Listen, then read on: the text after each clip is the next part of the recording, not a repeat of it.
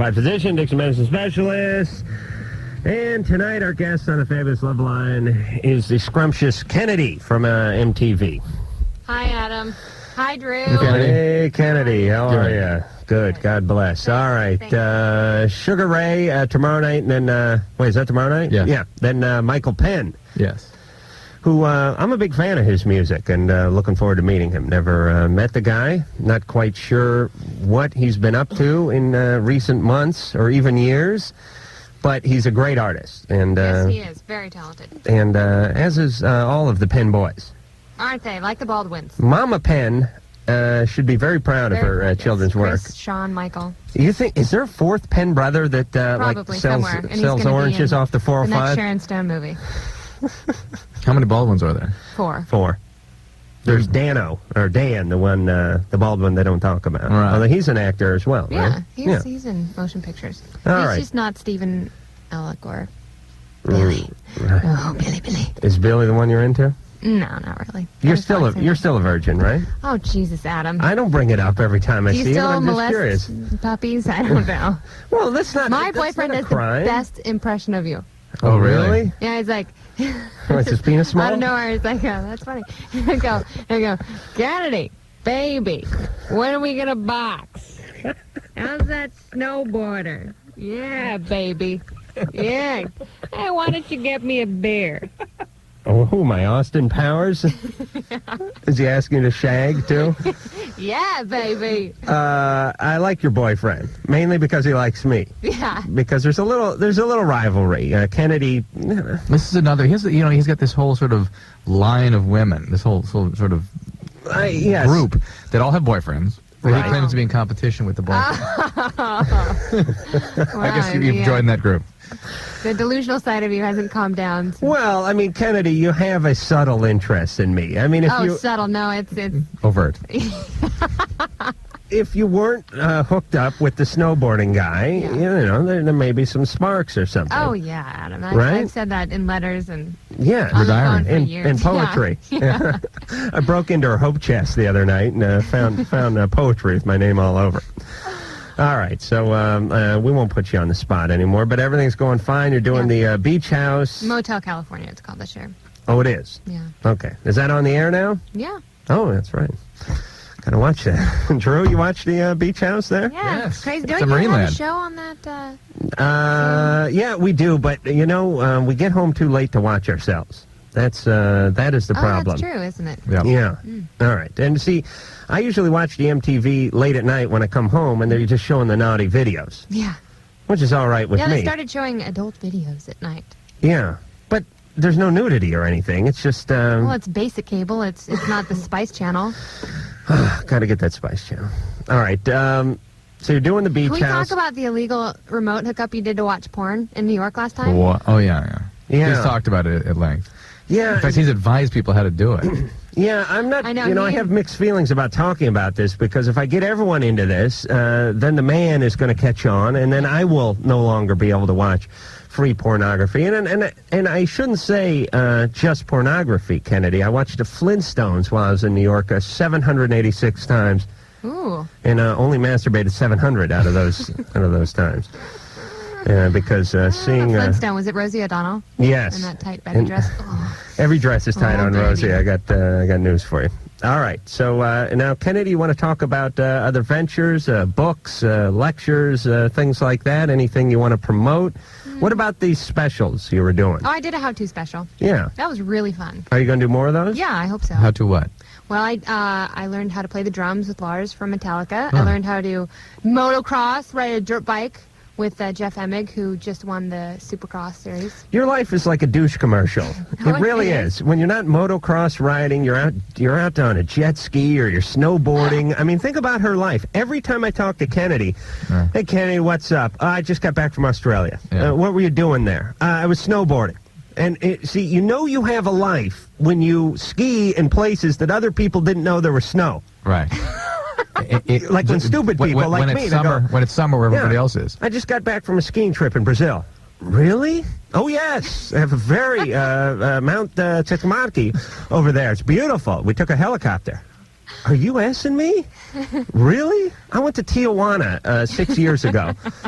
Kenny, you have such a life. Oh.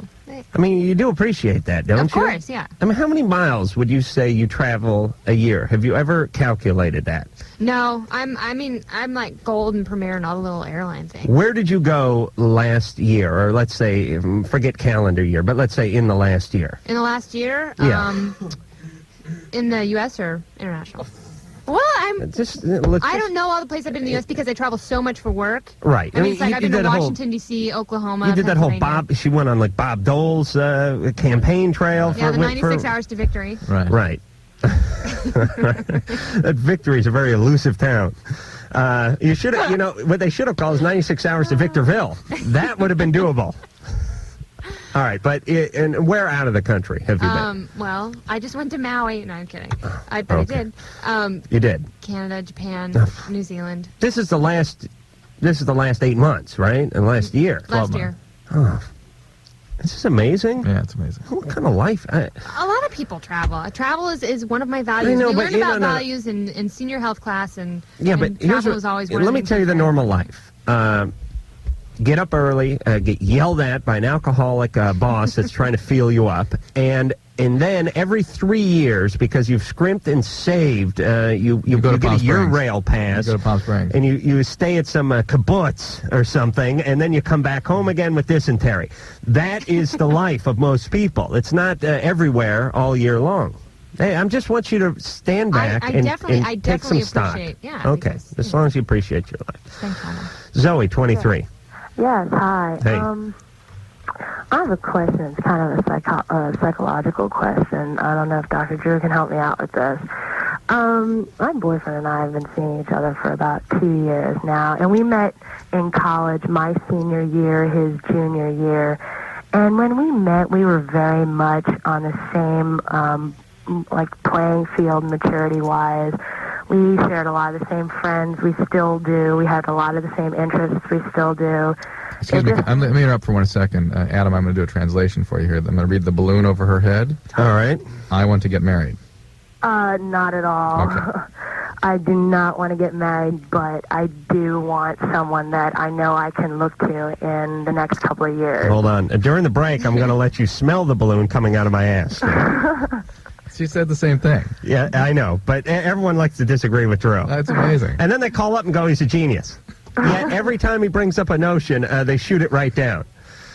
All right, Zoe. So you want somebody who may not want to get married tomorrow, but who's going to get married. Yeah, eventually. I want someone that I can stick with for a while. I'm just sort of tired of dating a lot of people. That is your intent, and that's fine, and that's appropriate for you, but you're going to have a hard time. Not a hard time, but it's going to be not as common to find a 23-year-old male who is thinking that way. Oh, okay. God, no kidding. Especially nowadays. I mean, that's just not the norm for people to get married in their early 20s. I went to loser guys want to get married early. I've done a poll. Oh, you have an informal one, or was this? It was fairly formal. CNN Newsweek. I had an interesting experience, and I went to a first parent meeting of this class, this thing I got one of my kids into. The school? Yeah. The Little Lord Fauntleroy School for Hemophiliacs. But I'll tell you what, the average age of the parent was like 37. Really? Yeah. Yeah, I believe that. It was very interesting, and there were no young parents. All right. And if I were a young parent, I wouldn't have gotten it together enough to be able to get kid these. Absolutely. Yeah, but there are pros to being a young parent, definitely, because you remember more what it was like to be a child. No. And you're young with your child. Disagree. I thought that way too at one time, but I disagree. But the people who I know who are younger parents, they relate to the children in a different way, and they're not as paranoid. Well, they're like my best friend had a kid when she was 19. Of course she But there's no right. This notion of we grew up It was together in the parking lot of an Albertsons, and she was drunk, but it was all laid out weeks in advance. She's a great mom, though. She has. When we were growing up, people always say, "Oh, Mama, we grew up together." Drew gave Kenny the Total BS. Total BS. We grew up together. Wrong. Yeah. Neither of you grew up. That's what happened. You'd had experiences together, and neither of you grew up. She's a great disciplinarian, but she stimulates his mind in a way that older parents don't. Like older parents, they just don't relate to their kids. They don't have fun. That's a problem. Right. They don't like screw around. There is the and potential chase for them that. I agree with you. And things like that. Yep. The potential for that. Yeah, but listen, you get them, you get them like a totem play or something for that. Oh, come on. You get them that farmer thing where you turn the thing and the farmer's hand points to the CNC. pig. Is that what that is? So toad and play. So Zoe, it's that you're looking still for. use one. You're my looking hi-fi at home. You're looking for a lasting relationship. Maybe you ought to date older guys. I've thought about that, but for some reason I feel like maybe this is the wrong way to think about it, but we've like grown so much together, invested so much in each other that I feel like it would be a complete waste if I just sort of scrapped the whole thing right now. I'm kind of curious to see as to what's going to happen, but I can't. My curiosity is only going to hold me for so long. A more important thing for a guy than who they're dating, in terms of when they're going to get married, is where they are in their life. Yeah. Guys make their decision about when and who to get married based on how their life's going, where they are, how old they are, not so much who they're dating. It's not like this is the person. Typically, it's hey, I'm 28 now, I'm 34 now, whatever. It's time to settle down. I've got a job. I'm okay. All right. Now I see my life going somewhere 10 years from now. Yeah. I'm not just living in the moment. But let me ask you guys this. She said she's invested so much. I wonder if that's a girl thing and maybe not a guy thing. I'm not sure. I've never had... It's like you're treating your relationship like a van that you fixed up. Yeah. And now you got to sell it at what you paid for it, and you're getting screwed because you bought the rims for it. I feel that way about my Cadillac. Yeah, you do. I have a 1962 Cadillac that I don't drive, and I'm really bummed out because if I want to sell it for anything, I'm gonna have to put a lot of money into it. But then once I fix it up, I'm gonna want to keep it, but I'll never drive it. Right, but I never feel that way about relationships. I just feel like, hey, I'm learning something, I'm having some fun, and if even if we're serious, if we do break up, I don't look at it as I wasted 2 years of my life. Yeah, I was like, hey, I got laid for 2 years. That's a girl thing. Yeah, obviously it doesn't apply to everyone, but I think that is definitely a difference. The wasting time is more of a woman's point of view. However, a man will still feel a more intense loss, obviously, if they've invested a bigger piece of themselves in the relationship, and that's a longer period of time. I think whoever's having more sex that they didn't really want to have feels the investment loss. Kevin, 21. Hey, Adam. Hey. Funny. Hey, thanks, Kevin. And Kennedy, she really is scrumptious. She is. Kevin. She is the Renaissance woman. You hear the term Renaissance man tossed around quite a bit, but Kennedy... Because women they weren't allowed in Latin class back in the 16th century. But Kennedy, and even just with comments like that, underscoring her Renaissance-ness, the point is she does it all, this Kennedy. Almost does it all. Anyway. Yes. Okay. The problem is I sweat profusely. Me too. In school and in work, it is a big problem because I'm really embarrassed, and I don't know what to do about it. I mean, it's unbelievable. Sometimes it's just like literally buckets of sweat. I saw a thing on That's Incredible where a guy sweat so much they went in and did the surgery on his back and these nerves in his back, and they really did fix it so his glands didn't. Right, there are those procedures out there. There's also a cream Adam is familiar with. So Skip Stevens, like standing by with some forceps or something. No, that was Kathy Lee Crosby and Fran Tarkenton, John Davidson. I'm thinking of real people, those Incredible Idiots or something. Skip Stevenson died. Oh, he did? It's all my head, just my head sweats. Like, yeah, me too. Adam's all right, let me talk to Kevin here. Where? Is it the brow, the forehead? The whole face, but it seems to come from the forehead and just like gush down. Are you a big guy? Are you an overweight person? No. No, you've seen this guy sweat? Yeah, I've watched It's pathetic. It just pours off his forehead. But I wanted to ask Dr. Drew actually because Wait a minute. Hold on a second. I want to stand up for sweaters around the world, and not the cardigans or the pullovers. I'm talking about people that perspire too much. We're living in places. We're living in a PC society here, so let's take a stand. All the minorities have been covered a long time ago. All the religions have been covered, and overweight people are now falling under the umbrella of the PC society. Yeah. What about people that sweat from the face? Society looks at you as a criminal, as a shifty. Right. You look very shifty when you sweat from the forehead. Yet, if you have huge patches underneath your arms, you're seen as a hard worker. Right, yes, that's right. The guy's got a big patch under his arms or on his back. Like, he's really gotten into it today. Boy, hey, he's really has the ethic, doesn't he? But when you're sweating from the forehead, it's like, okay, the guy's got a kilo up his ass. All right, I sweat from my forehead, and Drew, have you ever seen a patch underneath my armpit? And we've exercised, we've boxed together, nothing. But it is pouring Yes. down my forehead because that That is is true, Thus, isn't it? thus I called it pathetic. that is where I sweat, and it is a genetic Maybe thing. that's where you hold your tension at. You're so cerebral. There's just so much in your... No, it's that for most I have like my brain is like 1 horsepower. And for most people, doing a math problem is using up like a quarter of their brain power. For me, it's using up 110% of my brain. My brain is like, oh my God, I got to carry something. The brain sweats. Right.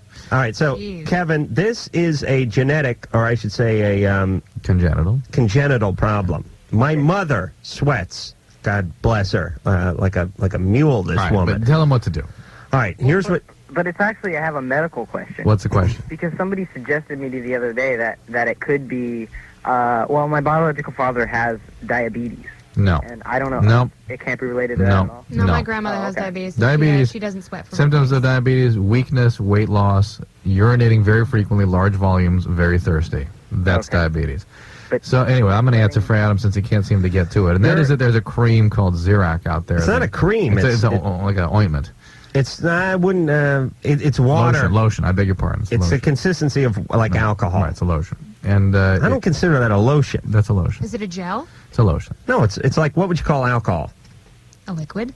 All right, then I'll go with a liquid. Okay. It's a lotion that you put on your forehead or wherever you need to stop the sweating, and it works pretty effective. Very expensive, but it works pretty well. Well, I just got a bunch of samples, Yeah. and it works. But in tough cases like mine, you really gotta work it in, and you got to keep using it. But there's a whole psychological effect here that you think, well, hey, I put this stuff on, I'm going to be fine, Right. and it kind of mellows out your sweat glands a little. I see. All right, so give that a try, Kevin. Okay. I've tried putting antiperspirant on my forehead. Yeah. Yeah. What'd that do?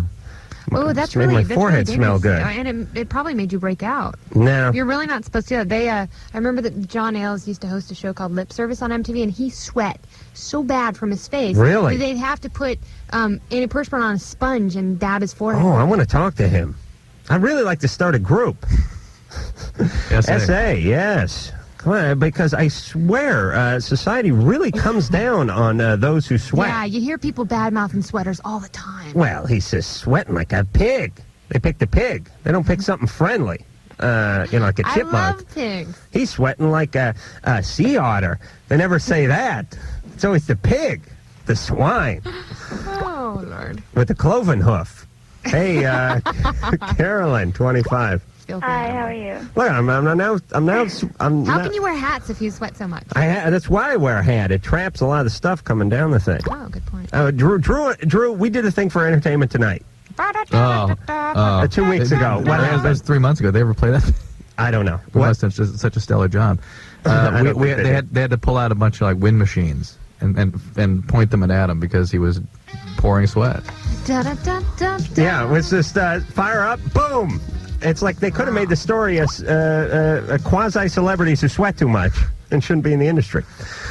All right, Carolyn, you're 25. Hi. Hey. I have a problem, and the problem is that I love two outrageous guys, and I've been in a relationship with the first one for 2 years and the other one for a year and a half. Ew, yuck, really? Yeah, Tea time. and How Do can they you know? that? Do they know about each other? Like, how does that about a feel to year do that? ago- That would seem so weird to me to be going out with. I don't think I could do that. People have. But I have a really guilty been like, conscience. how are you doing this? And I think I would feel guilty if I didn't love them both. And but since I do, it's like. Do they know about each other? I got caught once. Is it a really year possible ago. to love two people at one time, though? That's what I want to know. Am I crazy? Yes. Am I nuts? Is this possible? No. One of them now once is like talking move in, and then the other one. Wow, you should have him call Zoe. She's 23 and No, she's this- really this- looking this- for someone. marriage. This is a way of not being intimate with somebody. This is a way of keeping somebody a little bit at a distance. I don't know. Growing up, I loved Kate Jackson and Cheryl Ladd. So And I don't- Adrian Barbeau. And Adrian Barbeau. Oh, So God. there's Remember three. her in Cannonball Run? And I was That's where I yes. keep my license. And I was just as committed to the three of them as I was to myself. And that's about the level of involvement that you have to maintain in order to do that sort of thing.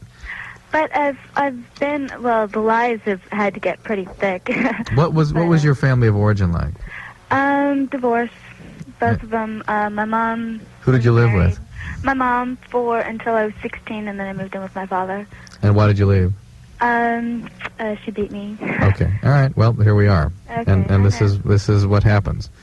It's very difficult to trust people, and you want to keep them at a little bit of a distance in case they should become abusive. You want to keep a spare.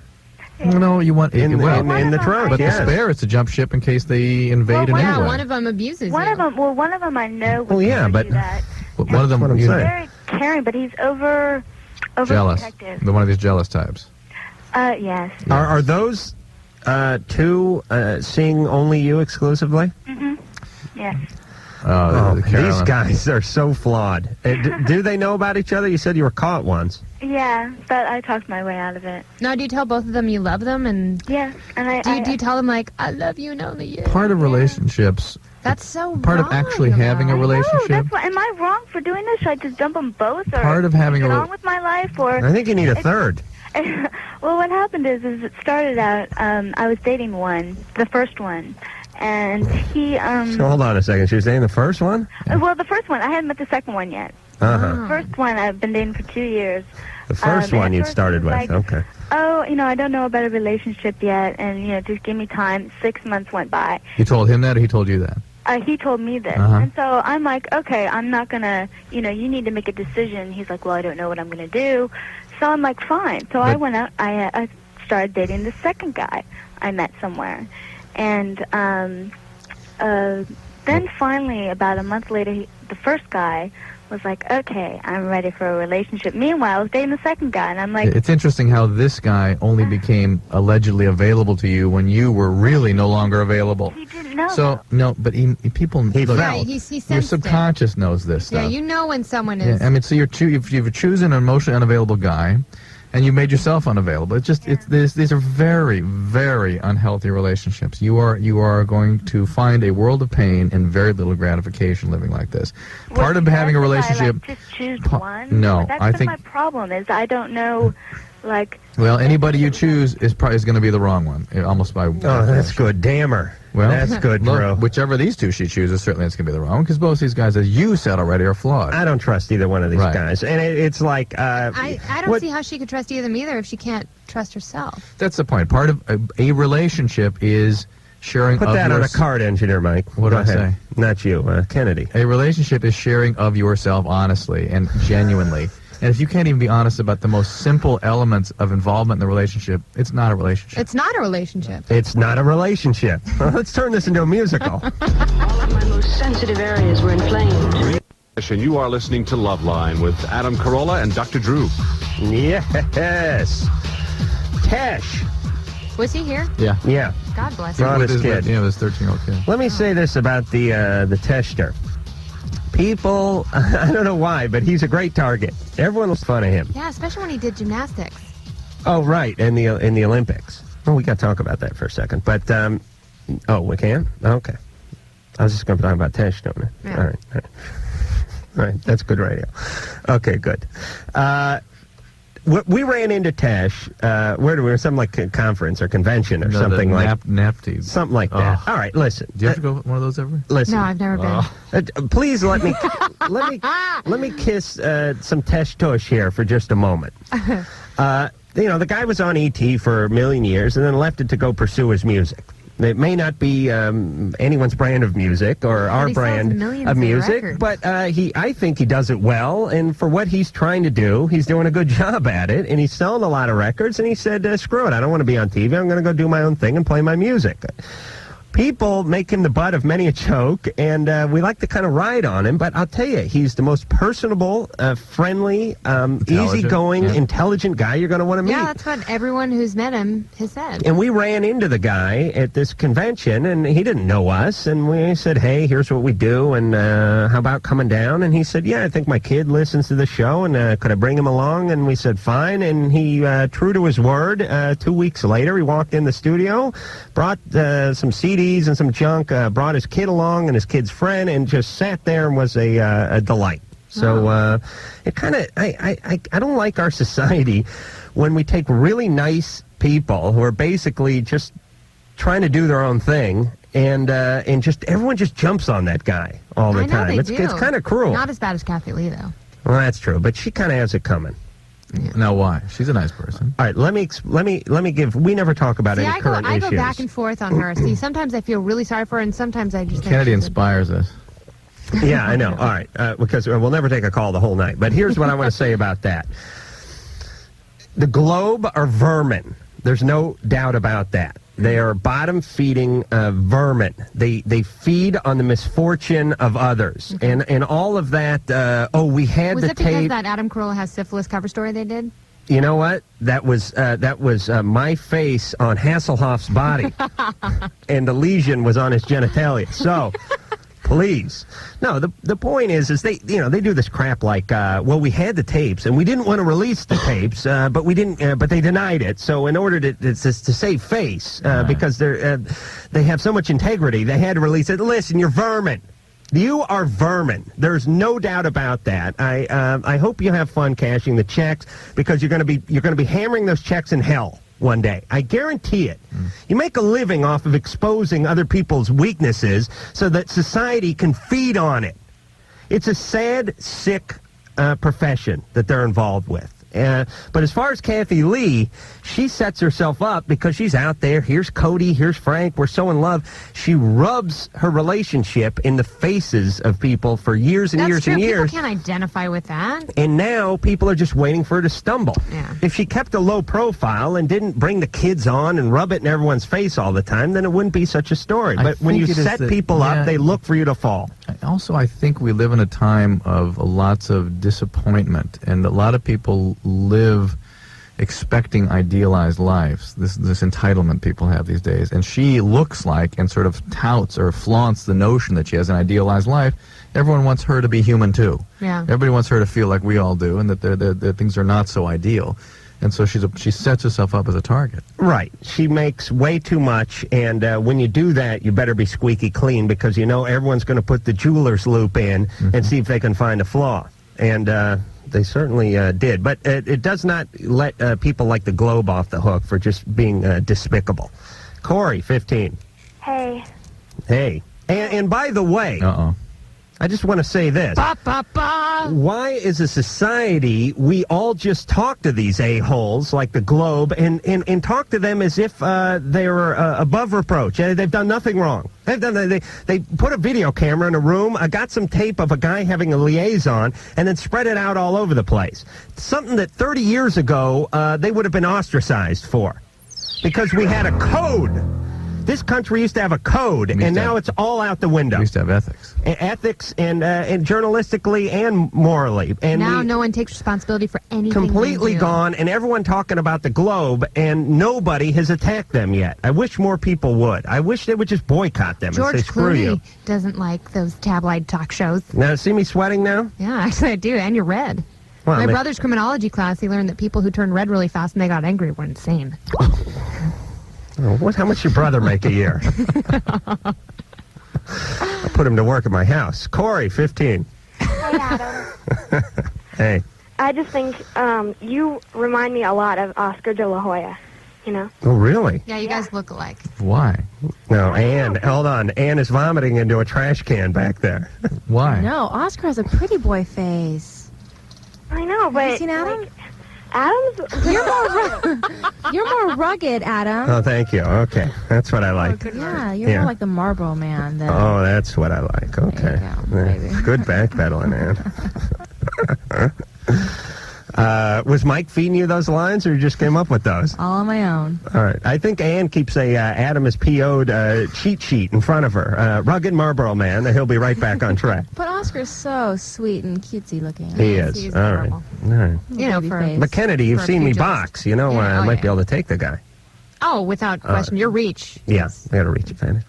All right, Corey, what is it? Okay, I have, like, a lot of problems, and I, like, have depression. And I started cutting my wrist about, like, 2 years ago. To try to kill yourself, or just No, just, like, Self-mutilation. cutting? yeah. Mm-hmm. And I have, like, all these scars up and down my wrist, but nobody really notices because I always wear long-sleeve shirts. Your parents know about it? No. They don't know about that you have But you have multiple wounds on your forearms. They don't really. Don't you guys go swim? I can't really do anything athletic because I have arthritis. What kind of arthritis? Juvenile rheumatoid. Oh, see, that must be really tough to deal with. Yeah, I had to take a Prednisone. steroid. Yeah. Oh. Yeah, I had to take prednisone. Well, that's got to affect your mental state, too. Yep, absolutely. Yeah, and my dad was an alcoholic and a drug addict. Oh, Corey. Oh, my God. And Oh, my God. parents got divorced, and Well, are you getting any help? well, I kind of did for a little while, but then they just said that I had depression, and they gave me a Surzone.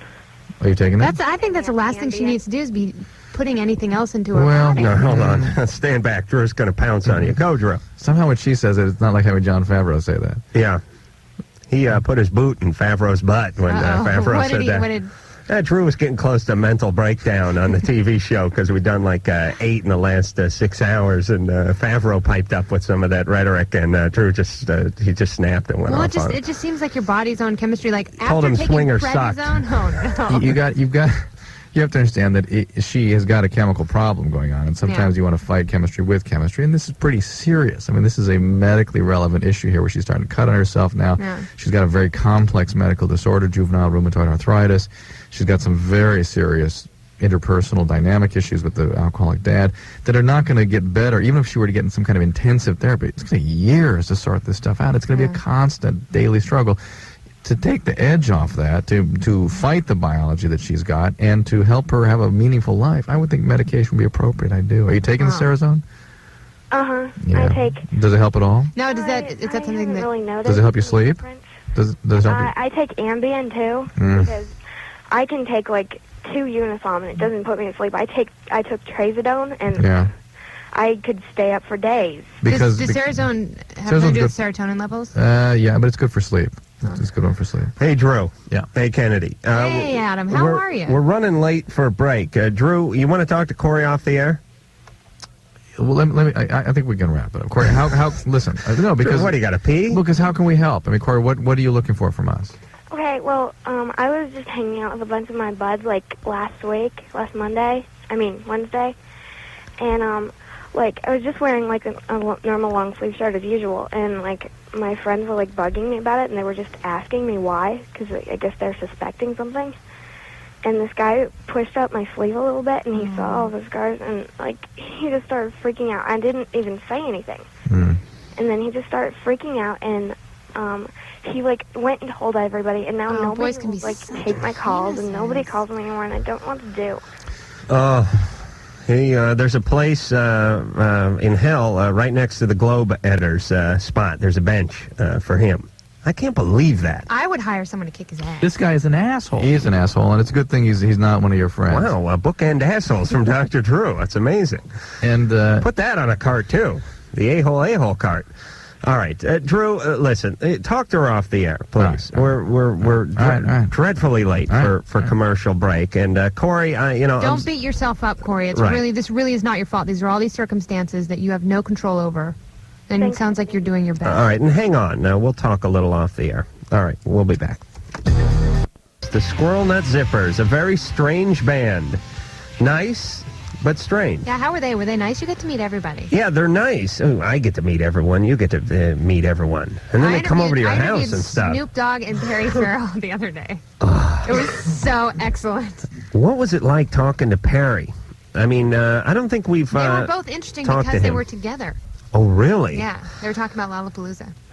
And how sane is Perry these days? He was pretty lucid. Oh, he was? Very lucid, yeah. He's very nice. He was so sweet. He's like, is this going to be easy?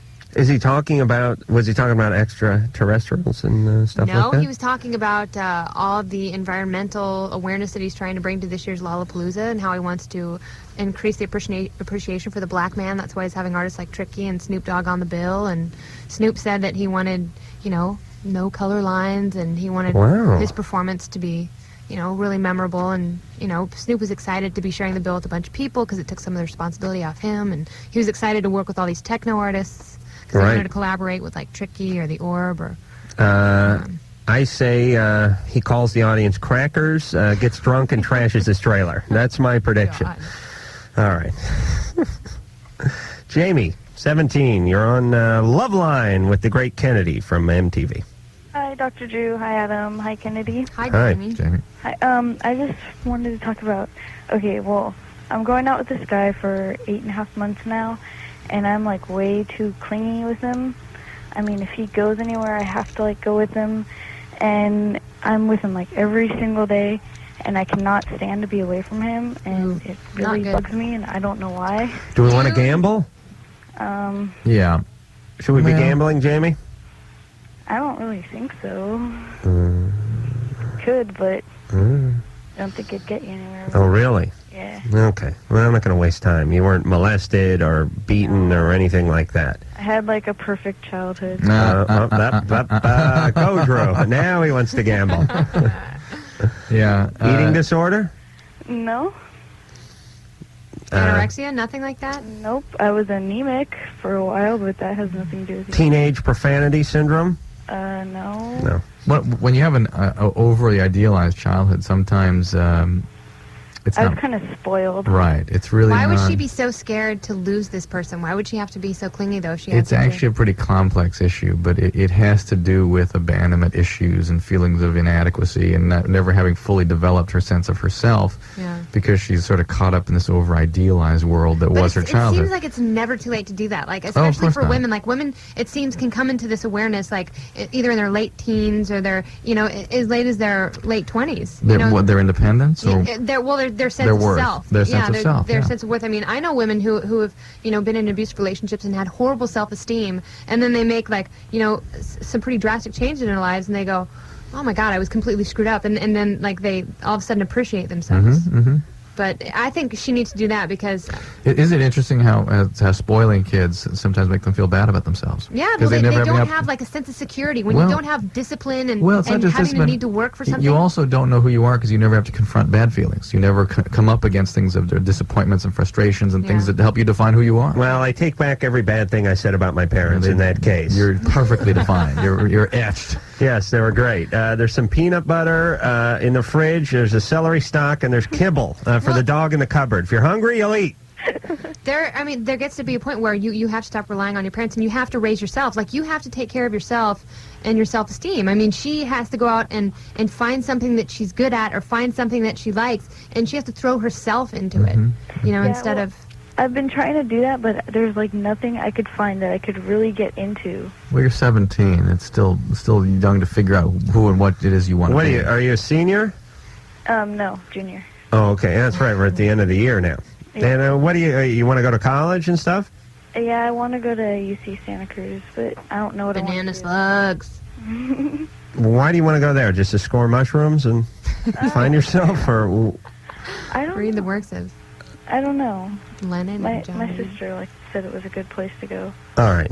Oh yeah, there you go. Yeah, I want to go there because someone else told me to. Yeah, I'm thinking of investing some money. Is your sister around? I'd like to see what her take is on Yeah, ask the her how market. Nike's doing. Hey, Jamie. All right, so you heard it from the experts. A lot of people, I mean, here's the deal. Here's what I'm discovering. Whatever your environment is been etched into you, and it's fairly deep, the etchings, at 16, 17, 18. As you get older, like the tide works on smoothing out a stone, the etchings aren't quite as deep. I mean, it starts to wear them away. You get out of the environment, you go off to college, you start getting involved with other people, And other you have ideas. so many experiences. Hold on, don't give me the puss, Drew. 'Cause I get halfway into something, and Drew shoots me the puss. Can I speak? No, let me finish. Hopefully you do a little reading, you get a little therapy, you talk to some people, and it becomes a little less deep and a little less deep. And by the time you're into your early and mid-20s, hopefully, even though the etchings are still there, they're not running your life. I just think she hasn't had the ability to define herself. I mean, I just think she has been in such a homogenous environment. She hasn't had the ability to really find out who she is. And that may not happen. Like, when I moved to California when I was 18, I thought I knew exactly who I was. And then I had, like, huge self-esteem issues, and it's like I realized all these things that had been troubling me, and it really, I mean, it was this huge awakening. Right. Two remarks. Well, that's basically what I was saying. Two things. That for somebody like Jamie, usually But it was the independence that Usually the separation of going off to college precipitates a major crisis. And so she has to really take what Adam said quite seriously. That you do need to look into this. Let me recommend a book by the guy named James Masterson called The Search for the Real Self. For you too. And you too. Oh, it's so condescending when you point at us and say, you want to be like me? You read Well, the no, damn book. but it seems like women more than men go through this. But I mean, it can also be like when you have this independence, like it can be amazing. It can be very, very positive, and that's what I found it to be because I was forced to find out all these things on my own, like everything from like doing my own laundry to like. But you had the resources and life, if things hadn't gone the way they went, it's hard to know what might have happened. You know what I'm saying? Yeah, that's your environment helped you, but for whatever reason, things worked out. Yeah. But if it had just been in college, grueling through years of... yeah, I know girls who freaked out in college, too. I mean, and they get, they get pregnant. Okay. Listen, let me remind the two of you we're on the air, and that the show is a caller-driven show. We're responding to a call, though. This is a girl who's... We're responding to a call we got at 10:10, though. Joe, 16. Hi, I've never taken acid before, but I want to take it. Baby. Yeah. And how much pot do you smoke? How much pot do you smoke? Not that much. No. How many days out of 7? Just like every now and then with my friends. Do you drink a lot? No. Do you do X? No. Why not? Any of those synthetic designer drugs? No, I haven't started, but I just I have curiosity about them. Right. How old are you? 16. 16? Yeah. I would say wait till your brain develops a little bit more because you don't want to mess with the chemicals in your brain. Okay. Well, for my friend, he wants to go on drop zone while on that Charlie Sheen movie? No, drop zone the ride at Great America, the free falling ride. Oh yes, of course. Yeah, and will he die, from all the pressure and all that? No. No. No. Okay. Listen. That's a cute question. Here's my Loveline theory, and you've heard a few of them. People who call the vagina should not be getting married. People who think they may become impregnated because their cousin whacked off in the jacuzzi last summer should not be having sex. And people who think their heads are going to explode because they go in the drop zone on a tab of acid should not be taking the acid. You see my theory here? Is it becoming clear? All right, Joe, please, no acid for you. Can we go on a tangent about the people who are defending the flight attendants against secondhand cigarette smoke? What's this now? And all the people who are like, there should be no cigarette advertising for juveniles. And a guy from the Cato Institute, which is a brilliant organization in Washington, it's pretty much a libertarian organization, he was on Crossfire on Friday night saying, what has Joe Camel done that's wrong? It's not false advertising. All Joe Camel is saying is that smoking is fun and smoking is cool. But it's true.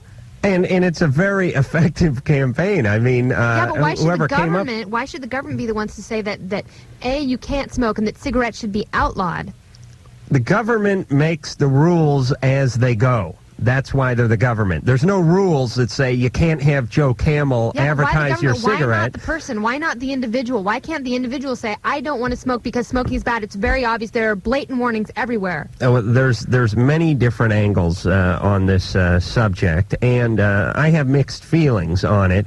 But here's what I think that I came up with earlier in the week, although I have not spoken about it on the air. Speaking of the government and Joe Camel. First off, if they have a big problem with Joe Camel, which they seem to, if I was the makers of Camel cigarettes, I would simply change his name to Bob Camel. That's A number one, and get the government right off my back. Maybe change his hair, a little different pair of sunglasses. Comb it over the hump. The number two thing is if here's the compromise I would reach if I was the government. Whenever the government comes out with a campaign, it never works. Yeah. Just say no. McGruff, the Just crime. Say no actually did work. That's correct. Worked for 10 minutes. No, it didn't work for 10 minutes. It worked for very young children. Please, because it's an entertainment-oriented show. Could you let me continue my riff for just one moment, please? Yes, it was. I think the government, because they're complaining about how effective the Joe Camel campaign is, should take Joe Camel and use Joe Camel. And what we'll do as a government is we'll teach people not to smoke. We'll just use them for our own campaigns. We will trade them Smokey the Bear and McGruff the Crime Dog for Joe Camel. And then we'll take Joe Camel and we'll have him say not to light forest fires and not to leave your laptop computer unattended at the airport. But the scary thing about this whole thing You is guys aren't on board here at all. where does it end? Like, where does this all end? So the government can completely ban cigarette smoking, completely ban tobacco, no cigars and cigarettes. We think they're bad for you. But I was thinking about this the other day. It's prohibition. What else is bad for you? The sun's bad for you. The sun is horrible. We should outlaw the sun. Driving's bad for you. Carbon monoxide is horrible And for you. furthermore, cheese is awful for you. In P.J.R. Work's book, All the Trouble in the World, he talks about how the state of Vermont should be sued because they're pumping cholesterol into people's hearts and they're dying of heart disease. right. It's the same thing. People know they're... It's either that or that sugary syrup they're pumping into society. Yeah. Between the cheese and the syrup, we should really turn Vermont into a parking lot. There should be a huge embargo on the state of Vermont. All right, we have to go to break. I certainly, my take is the cigarettes are doing the government good because people are keeling over at 55 and we don't have to string them along with Medicare That's a good point. for And 20 they're years. making the choice. All right, totally agreed. We'll be back. V. Thank you for having me. Not only a talent, but a friend. Oh, Thank you. you're my friend too, Adam. I know. You too, Drew. Yeah, Thank you, Ken. and Drew, who doesn't like many, really digs the Kenster. She's wise beyond her years. She's lovely, and she's like I know the words to this song. She, There's a summer place where it may rain or storm, but I'm safe and warm from all care. got nappy hair, Birds will be singing. made in my underwear. All right, we'll be back in 10 seconds with the fabulous song stylings of Kennedy. 54. Why do you stare at the picture of Val? 44:55. I was looking at the clock, actually. I don't know why I'm Weird Al. I could have hair like that quite easily. Or hair like Soupy's, because Soupy has hair like Al's that he's combing. There's a picture of Soupy Sales right next to Al. But Kennedy, Yes. even though you're a friend, we still would like to discuss your work and your projects and that kind of thing for about 45 seconds, but we'd like to discuss it. Okay. Now, what year are you on with MTV? 92. September of 92. So it'll be 5 years in September. Really? Yep. And an enduring personality. I mean, you've seen a lot of folks come and go. Yeah. Who was there when you got there in When 92? I first got there, Steve Isaacs, Karen Bryant, and Karen Duffy. Uh-huh. All making a big name for themselves out there. Well, Duffy. Yeah, she's doing well. Karen's doing really well. She was really, really sick, and she had to undergo some radical chemotherapy. Really? Yeah, she had a lesion on her brain. Oh, my What? gosh. She was amazing. I talked to her a couple times. She's so brave and so incredible. She was so sick she had a slow drip, I guess, and she was still working the whole time. What Really? kind of tumor she had? She said it was a strange lesion. It was inoperable, and it was they figured out it's something that only African American men in North Carolina get. Like, it's this really rare lesion, and the only thing that it would respond to is chemotherapy. Wow. So she lost all her hair, and since then she's gotten better, and she's still working. African Americans in North Carolina. Well, there's probably some sort of Army testing facility in North Carolina. Kennedy. Yes. So you're on your fifth year. Yes. And when I know MTV's a little sketchy with the lineups.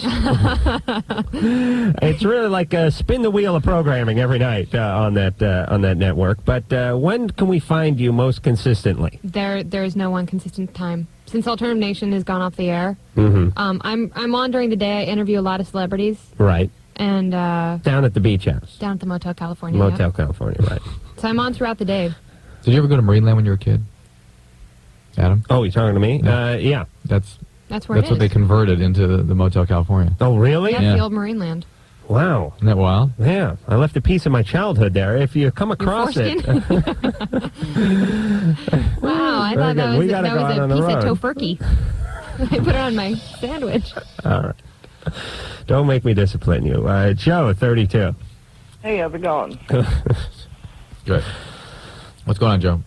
Well, basically in a nutshell, I have my ex-girlfriend who's basically stalking me.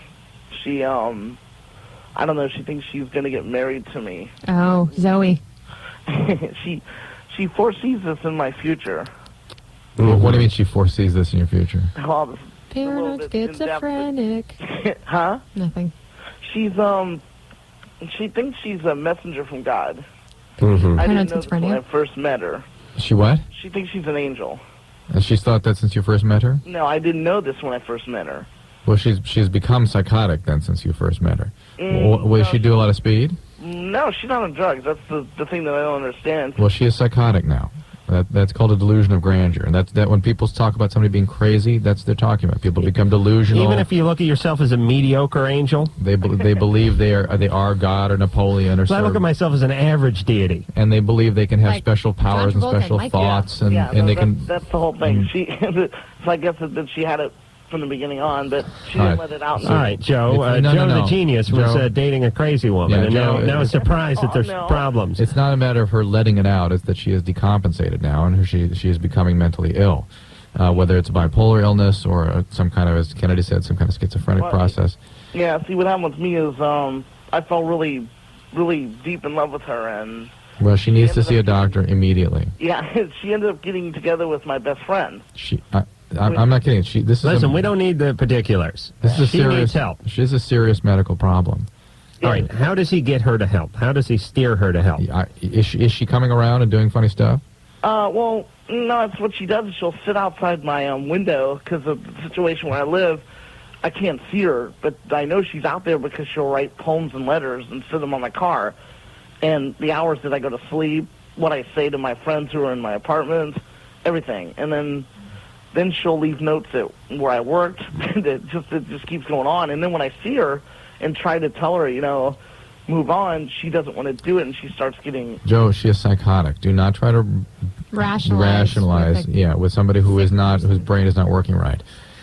You should call the authorities, and they can get her into a psychiatric facility, probably against her will, because she is gravely disabled. Oh, Kevin, 20. Unless, and I don't want to dwell on my... what if she really is an angel? That's Kennedy, here's my point exactly. We are living in a society where if you stop, 80% of the people on the street and you say, do you believe in the Lord?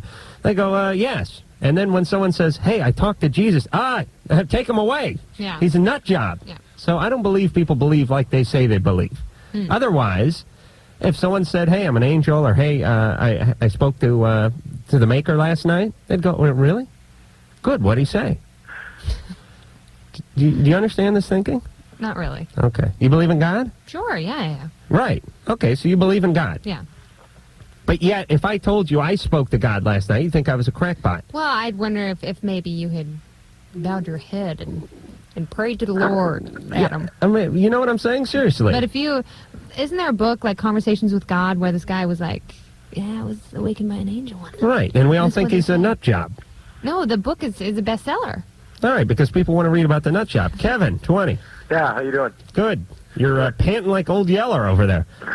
Well, I was just laughing at Kennedy. Oh, okay. Laugh with her, would you? Yes, exactly. Okay, with her. I was laughing with Kennedy. Thank you. Anyway, my problem. I've been sexually active with a girl for about 3 years, and the problem is she can't have an orgasm. How old is she? She is going to be 18 this month. She would be normal at that age, typically. Okay. It's not that she can't have it, she just hasn't been able to yet. So it's something that will eventually happen, probably? Probably. Yeah, you won't be there to enjoy it. She's going to have one, I'll tell you that right now. She'll call you, though. Where's Ann? Ann is trying to induce an orgasm in the bathroom as we speak. Oh, no, there she is. Yes. Has no idea we're talking about. All right, listen, Kevin, has she had other partners before you? Yeah, lots, and she hasn't ever had one since she became sexually active. Lots. Well, not bad lots. Right, okay.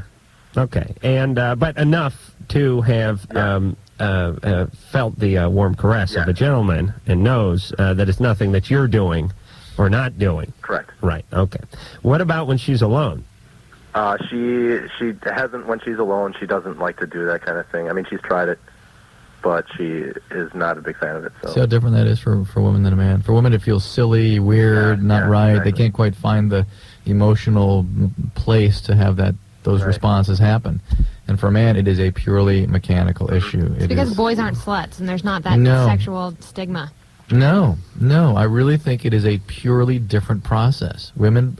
The sexual response is a women's different... sexuality is internal. Men's sexuality is right there. It's obvious. it's more than that. The women, it's internal and it's emotional. If the emotional elements aren't in place, it seems weird, silly. It doesn't make sense. And for a man, everything's in place. And Kevin, does she enjoy being intimate with you? Yeah. Here's the thing, and here's an interesting point. Everybody projects their own feelings onto everyone else. And when you're having sex, you do it onto your partner. And that's why men approach women sexually the way they want to be approached, which was always screwed up. Like, they always want to pound away and smack and slap and have sweat fly. And women want to be caressed, and they want to be held, and they want the slow grind. Yeah. And so we always approach our partners the way we'd want to be approached, but they're different. And my point is this. To a man, to have sex without an orgasm is almost a redundant experience. I mean, it's almost like, why bother? Yeah. And so we then throw that onto the woman, and we say, if she's not having orgasms, it's a total failure. She must be. You see she must be frustrated. Your orgasm. You see everything. Like, you see everything, and women feel Right. much more. She must be having a horrible time. Yeah. And the truth is that plenty of women don't have orgasm on plenty of occasions when they're having sex. Lord knows I'm an expert at this. No one has done more research into females' inability to have orgasms during and how they feel afterwards. And how they feel afterward. And they like the experience because they like the connection, the intimacy. Yeah. Thank you. All right. Boy, we're really honing our craft here, Drew. Yeah. Simpatico. Syncrapico is what Drew and I are. Ed, 31. It's Al. Is it Alex? Oh, okay. Sorry. First of all, Kennedy, I really like you. I enjoy watching you on MTV and everything. You must be a secure male. Why is that? Well, because the insecure ones have a big problem. I have a problem with a woman with an opinion and a ski cap. Oh, no, I love it. I love a woman with a strong opinion. Oh, okay. Anyway, I guess my problem is I have very strong feelings for my sister-in-law. I've been married for 10 years, have 2 kids. And the forbidden fruit. Well, we haven't acted on it. We've just recently acknowledged our feelings towards one another, and a lot of it had to do with pressure from my wife. Pressure?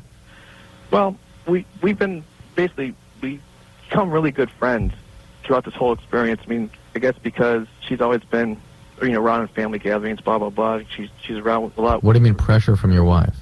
She just one day started accusing us of going off and having an affair and stuff like that, and we weren't. I never really thought about it. I mean, my wife is far better looking to her, number one. My wife is actually very beautiful. And not to say my sister-in-law isn't, but she's, a little on the heavier side, but she's a great person. And we just always had a real good bond. What's going on in your relationship with your wife? I'm sorry? What's going on in your relationship with your wife? Not a whole lot. It just seems like there's something missing. What? I don't know. Well, why don't you work on that? Yeah, that I'm sure that you have 2 kids. Quite a bit to do with it. Look, you have 2 kids. You have a huge responsibility to them to create a healthy family. Right. Oh yeah. I mean, I agree 100%. And this is kind of just you've been eating at me lately, and I'm trying to repress this. And well, eventually, if you don't deal with whatever the problem is in the relationship, you're not going to be able to repress anything. You're gonna do something to screw up that relationship. Right. Oh, You've got to go get some help and work in that relationship. This is a time bomb. Some of it has to do maybe with the fact that my wife's currently being treated for some depression. She's, kind of had some problems with panic attacks and stuff like that in the last couple of years. And finally, I convinced her to go see somebody about it. And we started with our doctor, and that led to a therapist, which she seems to be doing a little bit better. But one of the things that happens when one partner's in therapy and starts getting better is the relationship can really be stressed. If the other person doesn't come along and grow similarly, sometimes relationships don't survive that. What she tells me is she seems to think that I'm growing without her, is what she's telling me. And I don't understand. I mean, I guess I do like quite a bit of reading and stuff like that, which she seems to be threatened by. She's even told me that. Does she take care of the kids mostly? Oh, yeah, I do. I mean, it's a 50-50 deal. When I'm off work, I'm home with the kids, and she goes to work, and vice versa. So it's pretty much where we have equal time with the kids. And when I'm home with the kids, I'm basically the one they're with. I make sure they're fed. Well, blah blah blah. And I'm very much. She's got a professional taking care of her. Go to that person, ask for some input on what's going on here. and how it should be managed, because this is not about the sister-in-law. I mean, your opening volley about the sister-in-law is you're not attracted to her, and yet you have these intense feelings you don't know how to deal with. No, that's just... It's some kind of a hostage situation. You're trying to jump ship to escape whatever is going on in your relationship with your wife. You have 2 kids. You have responsibility to them. Make this relationship healthy. Commit yourself to that. It may be uncomfortable for a while, but get clear in your head that leaving this relationship is not an option. Yeah, because at that point, it's not just your life. I mean, you really tear kids' lives apart when you... Some data came out today that was on divorces that shows that, you know, there's a lot of focus on getting kids through the time of divorce, you know, so they found out that the emotional impact and the problems that kids have from divorce come in their adult life when they have lousy relationships, they don't function well at work, they don't achieve the way they would have otherwise. You're looking I got to go cry. Hold on. You want to take over the show, Kennedy? Think what you could have been, Adam. My dad had left when I was 8. Although I thought it was fine, actually. But, you know, it's a lesser of 2 evils. You know, my family was so screwed up that... yeah, but you joined the circus. You had your family. Yes, we're the flying Carollas. It was a carnival, actually. The flying Carollas. The sweating Carollas. The sweating Carollas. I was in the geek show. I was the bearded ass. Tara, 17. Oh, actually, it's Tara. But What'd I call you? Tara? Oh, it's Kara? No, it's Tara with a T. That's what I said, Tara. Oh, I just said Kara. Oh, stop correcting people your whole life. It pisses them off. Yeah, you're right. Okay, anyways, I dated this guy for a year and 2 months, and we kind of went through this makeup breakup crap, and finally in January we broke up for good, and we broke up for 4 months, and now lately my entire thoughts are just consumed by him, and I know he is the guy I love. I love him with all my heart, and I'm trying... You don't. Yes, I do. No, you don't. Yes, I do. No, you don't. Obsession is not love.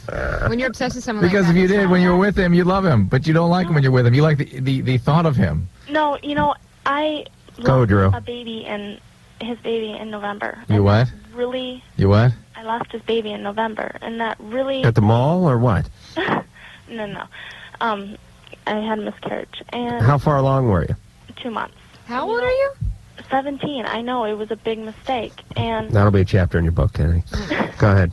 no, and, you know, I was really torn up by that. It really hurt me bad. And But were you planning at the time of seeing the full, going through full term with the child and then having a relationship with him? No, I was going to go full term, but give it up for adoption. We both knew that, you know, there's no way we could have a baby. Right. Oh, well, there is a thread of sanity here. Yes. Okay, and so, you know, and now it's kind of like I tried to call him and talk to him, and he completely blows me off, even though he said that we should always be friends and everything, and I just don't know. Was he your first love? Yeah. Okay.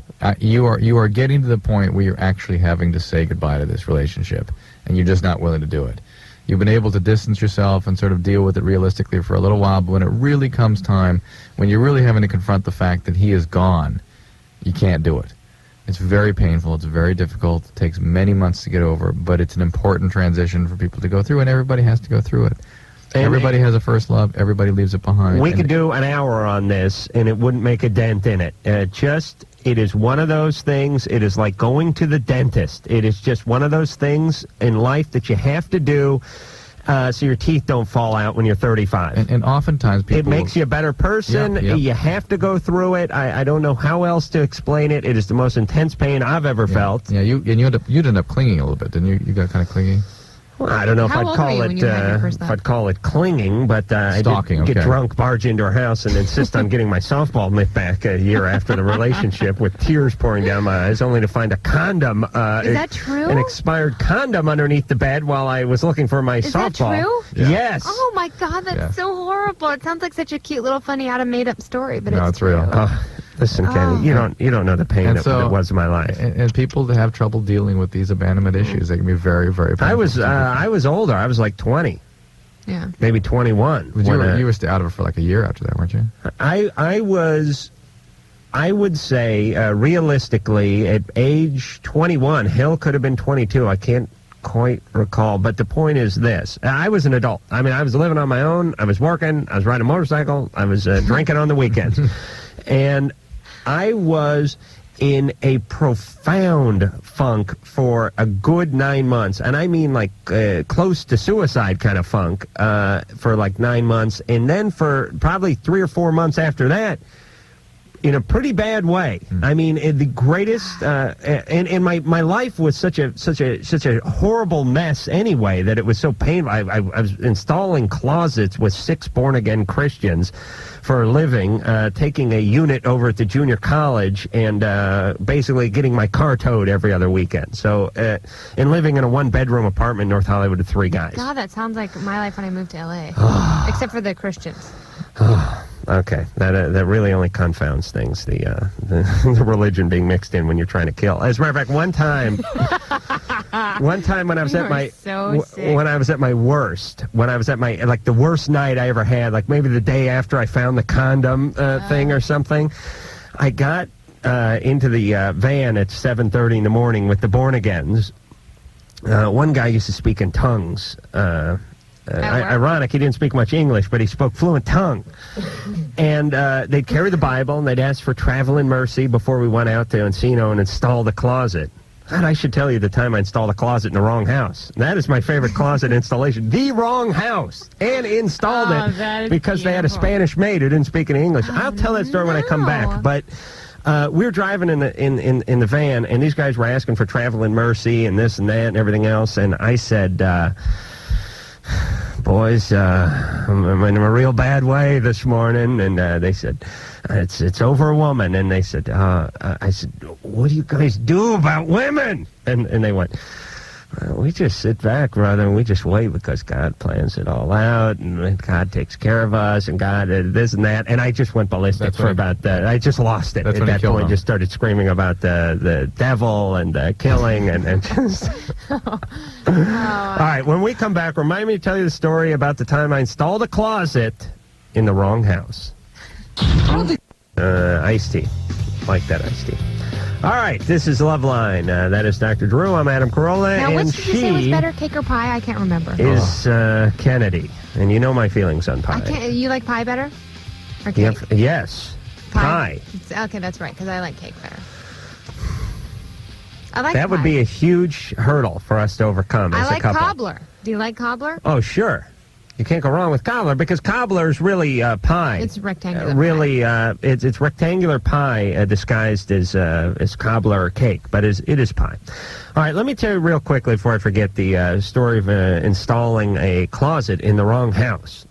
And I'm not talking about going up and putting in a hanger rod or something. I'm talking about tearing out the old closets and installing a new, these Euro prefab, white veneered things with the chrome poles and everything. I mean, you have to bolt them into your closets. Yeah, you use drywall screws and put cleats in the wall. No, you're tearing out baseboard and stuff like that. Well, here's what happened. The address of the house that I needed to install the closet in was the street that I grew up on, which was called Hartsook Street over in beautiful North Hollywood, California. And the street that I was currently living on in my crappy 1-bedroom apartment off of Laurel Canyon was a street right next to Hartsook. So when the boss said, here's the address and here's the street name, I said, oh, it's the street I live on. And it was the street I lived on. But I equated that with the street I grew up on, which was one street over. An easy enough mistake. So I went to the same address, but I was one street over. And I knocked on the door, and let me tell you, if you're wearing tool bags and you got a tape measure on you and a cap, I'll walk right into Fort Knox and take whatever I need. I knocked on the door, and a Spanish maid answered. Yes, she didn't speak a lick of English. I'm doing work, trabajo, in the bedroom. Let me in. And she was like, we know. Yes, we're putting the closet in. Come on, boys. Marched right in, right past her. I walked right in the closet. I had to do the closet in the bedroom, master bedroom closet. Walked in, all right, start tearing stuff out, throwing stuff out in the truck, putting up hooks, screwing stuff, doing, I was there for 2 hours. Were you upset that they hadn't taken anything out of their closet first? We've had this happen before, and I cursed them a little bit, but I threw it out on the bed, and went to town. Now then, I went back to her when the job was over because the boss said, make sure you collect the money. And I went to her, and I handed her the invoice, and I said, the dinero. I made that international money thing where you rub your forefinger and your thumb together. Money. And it's also sex, too, I think. And she... For you it is. With that yeah, because it's money. Money equals sex. Oh, I see the move with the hand. Yeah, that's about right. Anyway, she said, no. And I said, yes, money, check for the work. And she's, no. And I took the invoice and I showed it to her, and I showed her the address on it. And here is the address. And she grabbed a piece of mail and showed it to me.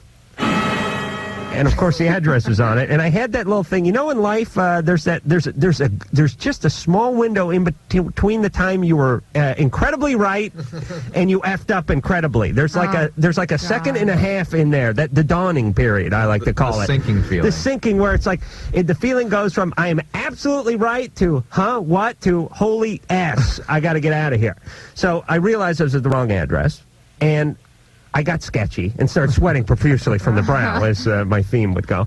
And she got sketchy because she had like a little infant there. She was looking at her, and she ran for the phone. Oh. And I don't know who she was calling, but I'm guessing the people out in the house. I ran for the closet, put the Makita on reverse, and started pulling everything out. Just yanking it all out. Tucked as much of it under my arm as I could get. Threw it into the car, into the truck, and took off. And you never contacted them again? Nope.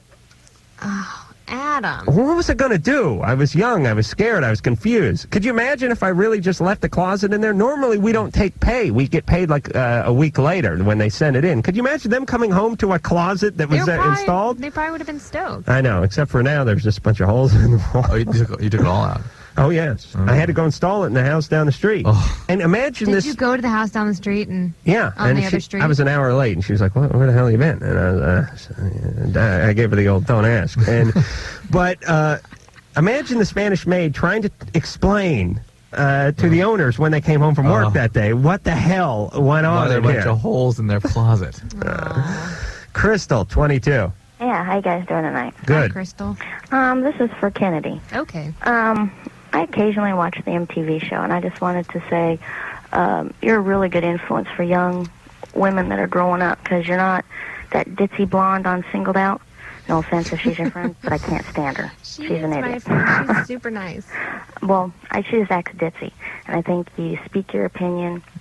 You say, what you're feeling, you stand up for what you feel, and I think that's really good. All on cue cards. I don't want to burst your bubble. They are? But it's all on teleprompter. Yeah, I don't have an opinion to my name. Oh, you don't, do you? No. There's a whatever overweight, sounds cool at the moment. middle-aged, balding Jewish man who's saying, here's Kennedy's take on Joe Camel. Oh, well, then. Yeah, That and bald he's with Jewish me right guy's now. Irv. Irv Rubinstein. But that's basically it. That's very nice of you. That's very, very flattering, because I tend to hear... But even if someone compliments you, you only remember the negative. Yeah, and listen, we are definitely living in a society where when a woman has an opinion and takes a stand and has a little zest and verve and some intelligence to back it up, a lot of people, women included, and I don't know why, but they feel very uptight about this, as if it was an attack on them, whereas guys get praised for having this attitude. Yeah, that's true. It's nice to be propped up every once in a while. Fred. Hello. 33. Pismo. Hey. Hi. What was that last word? Oh, Pismo. I'm from Pismo. Oh, okay. But I just wanted to check in with Dr. Drew and find out what the deal was with... Pearly penile papules. Excuse me? Kennedy? Hi. Hi. Hi, Brad. Sorry. Forgot to mention you. I just wanted to check in with the bit about having the orgasms. Males technically ejaculate. They don't technically have orgasms unless I'm missing out on something. Do you have any idea what I'm referring A climax is an orgasm. Male or female. I heard males can't have orgasms without ejaculating. I've been that is with true, women yeah. who have shuddered. I've never shuddered, just shaken to where I thought they were having like a seizure almost. What, Fred? Yes. What is your point here? He was referring to the fact that you're having an orgasm. I look at that as a woman's. The word orgasm is describing the human climax. Okay. Human. Male or female. That's okay. what the word means. I was referring to as like having a Ejaculation and major- orgasm. no. It's two different things, but they happen at the same time in men. Right. I was just referring to a woman's climax versus a man's climax. It didn't seem the same with any woman I've been with. Not that I've been with a ton of women, but I mean, each one of the women has been different?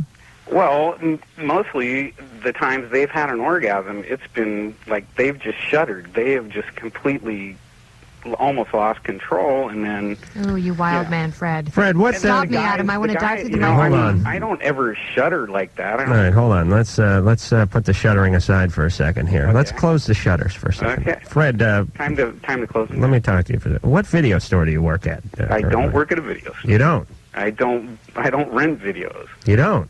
No, but I've been with women. What do you do for a living, Fred? I inspect produce products. Mm-hmm. You're a produce guy. Yeah. And what does that entail?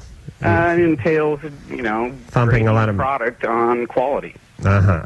And So you were the guy that let the strawberries in from Mexico. Thanks a lot. Absolutely not. do you do a lot Not of even close. You do a lot of thumping and probing? I wouldn't call it probing.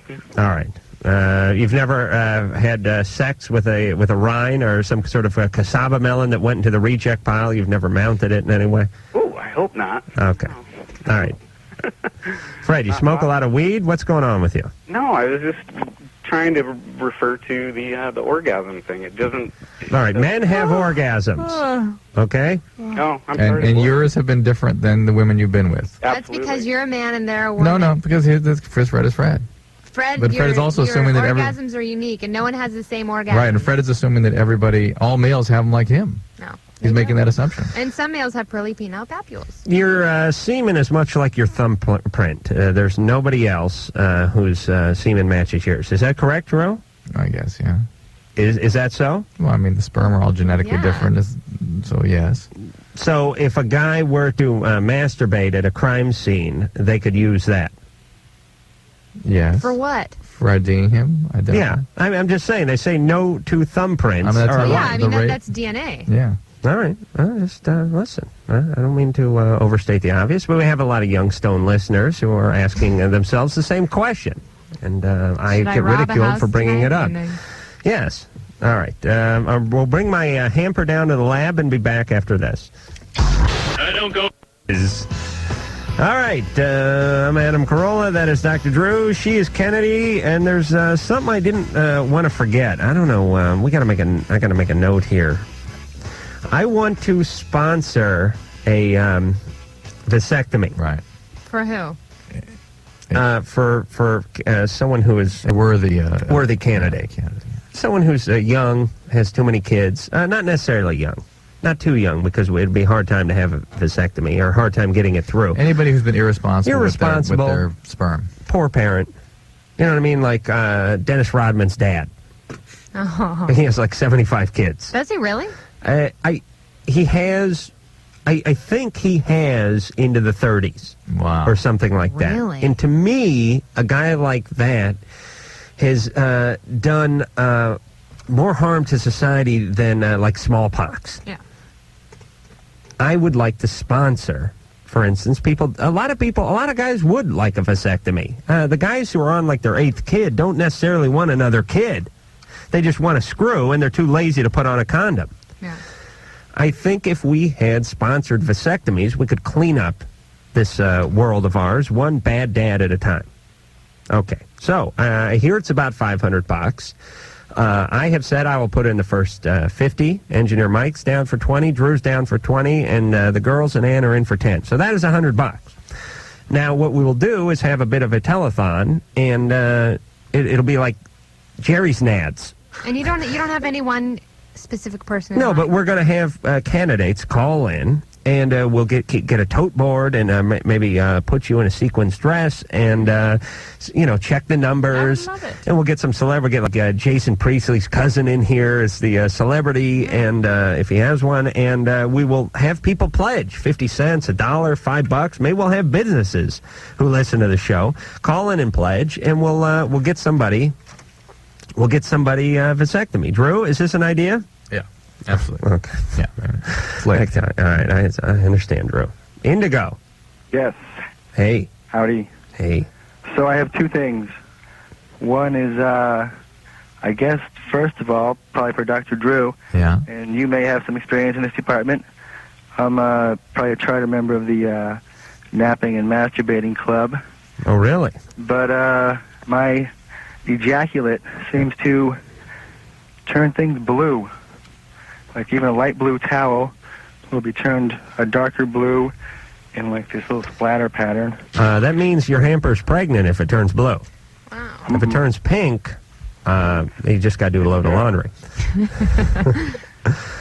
All right, so when you masturbate, whatever you masturbate into turns blue. Pretty much. This is a Tammy Wynette song, isn't it? I don't know.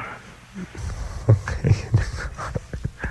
So is that something that could be dietary related, or is it something I should, getting checked out? Have you tried it on a white towel? Yet. And what happens? Turns blue. Sheets turn blue. I've never heard of anything like this. What medication are you on? No medication. Mm-hmm. Now, what does your diet consist of? Grape flavor Razzles? No serious artificial colors or anything. Pretty sound diet. Mm-hmm. Well, no explanation. Perhaps someone broke a ballpoint pen off in your urethra many years ago, and it is passing through it on its way out. No recollection. Hold on. And hold on. Ann is cracking her own crap up over there. She wants to know if you're a Smurf. Nope. No family history of blue fuzzy things. All right. Second thing was, it's not a gag masturbatory towel, is it? My buddy's got me one once. Nope. Where I masturbated into it, and it came out like the Shroud of Turin, and it really turned me off. They stay blue after washing and everything. All right, what's the other question? I'd like to sign up for your vasectomy program, please. Oh, you would? You bet. This is not going to help your... it's time that we broke down the color barrier, even when it comes to masturbation. Do you have kids? No kids. Been married 2 years. Neither one of us wants them. Mm-hmm. It would improve our sex life greatly. Oh, would. All right, why don't we... I'm really more concerned about people who have kids and shouldn't be having kids, but it doesn't sound like you should be having kids. And here's what we're going to do, Indigo. Yes. Hey, Sherry or Lisa? His name is Indigo, and he's... Interesting. That's my stage name, so I didn't have to give up my... what do you do? What stage? All right, listen. Well, no stage. Just my name is sort of unique, and people would know that I'm a huge masturbator now if I was going public with it. All right, yeah. I keep that under wraps myself. Sherry or Lisa, take Indigo's... Yes, please. Take a piece of paper, call it the vasectomy candidate list, or VCL, and get Indigo's name, his age, and... 32. Put a 0 there for no kids, and get his phone number off the air. And we will then have this campaign, and I will pick the most qualified. Indigo, I got to say, you're a little down in the running because you don't have any children. On the other hand, the thought of you raising a child is so frightening that you jump to the head of the list. Perfect. All right, Indigo. All right, so hang on. We're going to give your number to the beautiful Sherry. Sherry? Yeah, okay. You get Indigo's number. Okay. Thank you. All right, don't give me the condescending thumbs up. All right. I don't know if you hear me, that's all. All right, please. Some sort of catalog must have just come in because the girls are just giddy over there. All right. Roy, 22. Roy. I got a funny question about love for you to change the subject from sex. I've been going out with a girl for about 8 months now. And it's the first time I've ever really gone out with an absolutely beautiful woman. All my friends tell me she's beautiful, and I'm really happy with her, but I feel a little bit neglected. And I'm wondering if that's just the kind of thing you got to put up with a beautiful woman, or if there are beautiful women out there that won't neglect me, perhaps. I think the latter is certainly true. What do you mean by neglected? Well, it's nothing real serious. I mean, little things like she'll go on vacation and tell me about, you know, she saw something for one of her other friends, male friends, like a couple of things that she picked up for him, but she won't bring me back anything. Oh, that's mean. Like crabs or something? Thank God, no.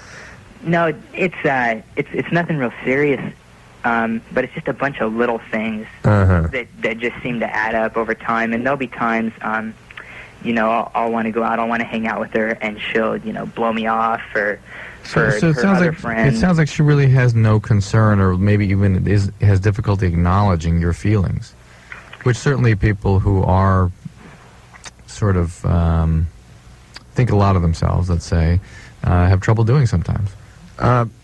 If we talk to her, Roy, would she be calling you her boyfriend or the guy she dates?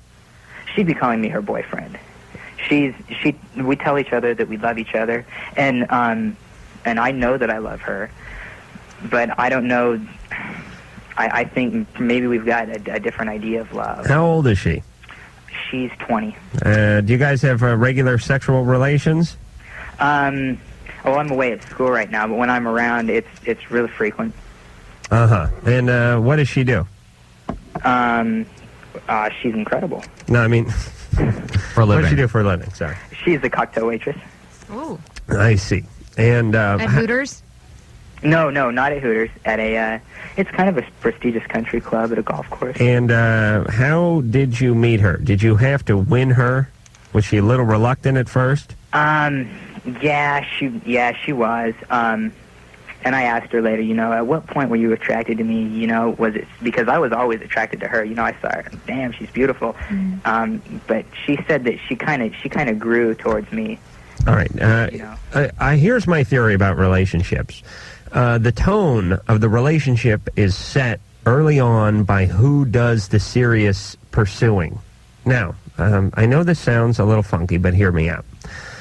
When you enter a relationship where one person is really infatuated and really charged up about the other person, but the other person, say, dating somebody else and keeps putting them off and then eventually breaks up and ends That's up very true. Like, going out with them. The tone has been set. Yeah, I agree with that. It is like it's like a work environment. It's like you showed up, you really begged for the job, this and that, you're underneath this person, and that's the way it remains. I agree. I mean, because I've been in relationships where at least I dated guys where I was really into them, and then finally, like, they agreed to go out with me. But you always feel weird about it. You always feel like you have to overcompensate for something, and you really have to, like, knock them out. So it's not equal. Or I've gone out with guys who, you know, they've asked me out, and then finally I'm like, okay, fine, I'll go out with you. And it just feels kind of icky, like you're doing them a favor. Like, right. With my boyfriend, he was the only guy ever that I ever met where it wasn't like that at all. It was so equal in the beginning, and we were just, you know, we became friends first, and then we were just so attracted to each other that it just happened. Yeah, and the best way to enter is if you're merging onto some sort of love highway, both getting on at the same time. I agree. Not where someone has to slow down and let you merge, kind of thing. And it sounds to me like our friend, who is it? Roy Boy here, like that he sort of had to win her over, but maybe she's not totally won over. And this excuse and she feels that too. I mean, she probably wants to go out with a guy that, you know, she's really knocked bowled over by. And everyone does. I mean, that's human nature. And this whole thing of she has a different interpretation of love than I do. Yeah, that's fine. That'll get you so far. That'll get you 3 months into it. Right. All right. So Roy has to tell her how he feels, show a little backbone, and be prepared. And realize to walk out if she ain't doing it. That is the only thing that can whip her back. You got to into remember shape. that what she might go for is the abusive guy who she can't be involved with either. So that's right. That's why I always abuse. Melissa, 28. Hi. I have a question. Yes. About DNA.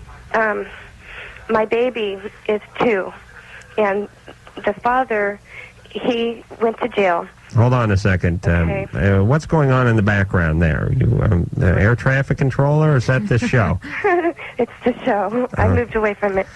Okay. All right, I would chastise you, but we only have 45 seconds, so go ahead. Okay. The baby's dad is in jail. He ordered paternity tests. The test just came back that it's not his. Mm-hmm. He's still a candidate for the Adam Carolla Vasectomy program. Vasectathon. Anyway, okay, the person who I think is the father if the DNA tests were right, because he looks just like him. But the other guy he just went to prison. He's in prison for first-degree murder. Are they both in prison or just the one guy? Yes. Oh, they're both in prison. Oh, hey. You On got- Mercy and say she had the incarcerated. I was going through that time in my life. Oh, were you just indicted the potentially incarcerated? That was before they were incarcerated. All right. What is your question? You drove them to kill. What is the question? Oh, for Christ's sake. Okay, I go to court July 1st. I don't know what to do when I go to court. What do I go to court and say, yes, I know who the father is, and he's in this prison, he's locked up. Do the DNA testing on him What are you going to court for? for the continuance of the paternity test. They sent the other guy the test results. Melissa, go to the court and tell the truth. Why is that? Why is that? So I have to ask a question about that. Because you go to the court and you tell the truth. That's what courts are for. I don't want my son to know who his father is. He's only 2. He doesn't have to be in the courtroom. No, I know, but when he gets older and starts asking questions. That's what you do. Tell him that, you know what, tell him that the father was a guy who accidentally installed a closet in the wrong house. And you were the maid. Or A beautiful closet. tell him his dad was Geronimo Pratt, and yes, he is in jail, but it was trumped up charges, and this whole FBI thing going on. And he might get out now. Stop. Yes, the first guy who's going to kill is me. Everybody. Oh, for Christ's sake, what the hell was I dying to say about this? Don't have kids. All right, don't have kids. Thank you. I began to float. Loveline, out of show. Sugar Ray tomorrow night, and then Michael Penn on Thursday. I want to thank the always lovely Kennedy. Thank you guys for having me on. Stimulating 2 hours. Boy, went by in the blink of an eye. Really did. All right, Drew, so... get better. Take care of your bronchitis. I'm fine. Even doctors get sick. I'm aware of that. And it cracks Adam up, so that's nice. It's kind of funny. It's like when a lawyer gets sued. All right, so until next time, this is Adam Carolla for Dr. Drew saying mahalo. This has been Loveline.